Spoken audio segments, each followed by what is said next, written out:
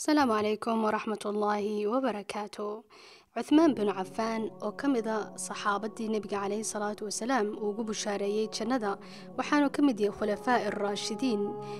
isla markaana waxa weeyaan saxaabi saameyn weyn ku lahaa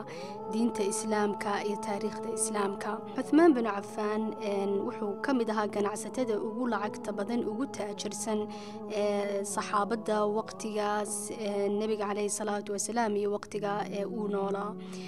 Cuthmaan bin Cafaan ayaa Madiina al-Munawwara ayuu imi isagoo ka soo baxsaday cunaqabateenka ay ku hayeen Quraysh iyagoo tijaaradiisina barashar badan iyo cidhiidhi badan saaray oo tijaaradiisi wax badan ay ka baaba'day oo lacag badan uu khasaaray ayuu u soo baxsaday Madiina al-Munawwara markaasuu haddana zeroga uu ka bilaabay ganacsi tijaarad cusub iyo ganacsi cusub uu ku guuleystay oo markiiba lacag aad u fara badan uu sameeyay. Cuthmaan bin Cafaan waa ninka la sheegay inuu qaswada Tabuuk inuu diyaariyay oo uu ku diyaariyay intaas 900 oo farasa iyo lacag gaadhaysa 1,000 diinaar oo dahaba iyo ay dheertay cuntada uu siiyay mujaahidiinta iyo geelka uu siiyay. Cuthmaan bin Cafaan ayaa maalinba waxa la weydiiyay waxa lagu iri waa maxay sirta ka dambaysa lacagtan fara badan iyo tijaaradan fara badan aad samaysay. Wuxuu ku jawaabay jawaab ay ku habboon tahay qof kasto tijaarad haysta ama doonaya meherad inuu furto ama doonaya business inuu bilaabo inuu ku dhaqmo uu sharci iyo dastuur ka dhigto. shanta qodob uu sheegay Cuthmaan bin Cafaan ee ka dambeysay tijaaradiisu inay sida u korto ay u weynaato. Cuthmaan bin Cafaan radiyallahu anhu marka la weydiiyay su'aalka wuxuu ku jawaabay uu iri kuntu u'aaliju wa unaqi wala asdari ribhan wala ashtari shaykhan وأجعل الرأس رأسين. هذا بعدين إدين معناه هذا الكيساس أما وحياباس وكل رقم شيء كدم بيسي هو عن التجارة دي سنة سدا وكرتو وكم نقطة رجع وقول لعك تبضن وجود تاجر سن وقت جاس. عثمان بن عفان وحلي كنت أعالج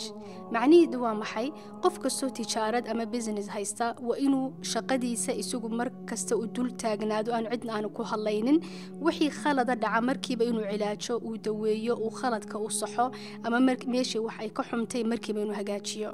إسلام مركزنا وحي كلي وإنه قفك وصمره وأنو إسليبن هدي وحمادان أما دقالو أي يراتو وإنه الدقال كل شرو فشلك أما إنا لقوقو ليسن تجارة داس إنه kala dagaalamo umar kasto ku xufo ama waxay ka xumaadaan oo inuu dib u kaco aanu isdhiibin. Waxaanu iri kuntu unaqi waxa weeyaan wuxuu uga jeedaa Cuthmaan bin Cafaan markan tijaarad galo ay lacag badan ii soo xarooto lacagta in yaro kooban ban ribxigayga u qaadan jiray shakhsiga oo nafaqadahayga aniga noqonayso waxaan anigu isticmaalayo ama meel aan dhigan jiray. inta kale fara badan soo hadhana dibban businesska ama tijaarada ugu celin jiray oo alaab cusub baan ku soo iibin jiray oo tijaaradaasaan ku korin jiray oo alaab baan ugu soo iibin jiray oo dibban lacagta aan uga shaqaysiin jiray nafaqadahayga iyo kharashaadkaygana waan yareyn jiray. hadhowtana wuxuu iri kale ولا أزدري ربحا مرمر قاركود وحيابها دعي كرا قفكا مهارد هايستا أما تجارد هايستا إنو سوق مر وليتو أما وحماضو أنا ددكو حباني إبسنين وقت يدا سوق وحماضو أما ددكو أنا وحبا إبسنين وحو كلية لا أزدري ربحا ربح غير أما قليل كأ محقرو وحكست ألابتو سيغو سعوتو ونكو إيبيا إنا دلعقر دهشد ayaa ka wacan alaabtaadu in stoorada taalo ama ay xumaato ama expire inay noqoto. marka ribxiga yar barakad buu leeyahay buu kulay Cuthmaan bin Cafaan oo marka wax xumaadaan suuqa ama dadku wax iibsan waayaan waxaan helabon ku iibiyaa say alaabtaas u dhaafto. waxa kale uu iri la ashtari shaykhan. Cuthmaan bin Cafaan suuqa intaanu tijaarad cusub ama alaab cusub aanu keenin diraasad buu sameyn jiray suuqu indhayn jiray wixii gaboobay ayuu kale ashtari sheekhan yani wixii gaboobay ma soo iibsado ama wixii qadiimka ama ma keeno ama wixii tartan badan uu jiro dad badan ay keeneen suuqa yaala ama la garanayo ma keeno.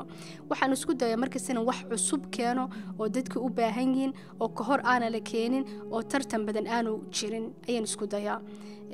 marka taasuna wax aad u muhiim ah inuu markasta qofku wixii uu cusboonaysiyo tijaaradiisa markasta wax cusub oo loo baahan yahay inuu keeno. wuxuu yiri hadhowtana ajcalu ra'sa ra'sayn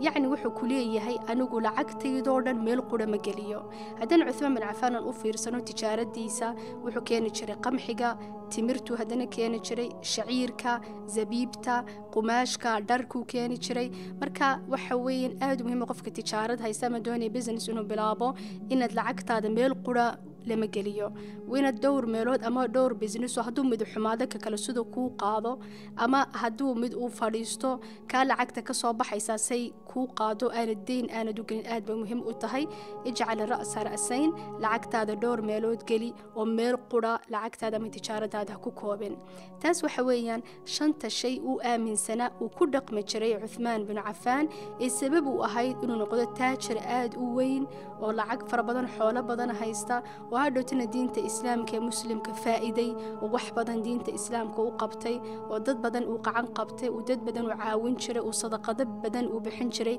وتاريخ دا إسلام مسلم كوصامين وكويا شيء إن كنا هذا قف كستو تاجرة أما دوني بهرد إنه فرطة وإنه وحيا بهاس وعثمان بن عفان وكل رقم شري يسجن إنه كل رقمه وما هتسنتين والسلام عليكم ورحمة الله وبركاته.